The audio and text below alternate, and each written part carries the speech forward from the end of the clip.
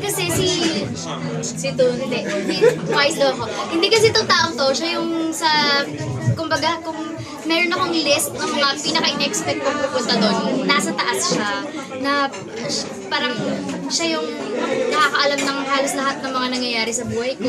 Yung tipong alas 2 ng umaga magtatawagan kami, mag-uusap kami, yung mga ganun. So, lahat, yun, napagkukwentuhan. So, siya talaga yung as in best friend. Sa mga best friends ko. Okay. So siya talaga yung pinakamalapit na friends. Ako talaga. Joke. Talaga. Gaano ka close?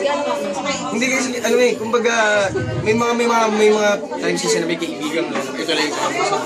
Kumbaga yung kaibigan kasi lahat nasasabi. In terms of family, panilubinuhan ng problema ng buhay. Alas 3 ng umaga natawagan mo isang tayo. So may bumukit na si Bea. Wag gano'n. May bubuking ka. Wag gano'n. Si Bea. Wag na. May bubuking din ako eh. Wala po. Give and take. Wala po. So sa sobrang friends nyo, talagang di na kayo Gano'n. bubukit. Kumbaga kami dalawa yung sisira sa buhay ng isa't isa. Opo, yun. Kapag kunwari nag-away kami, pwede naming sirain yung isa't isa. As in, masisira talaga. Sira yung isa't isa. Sige, Ganon.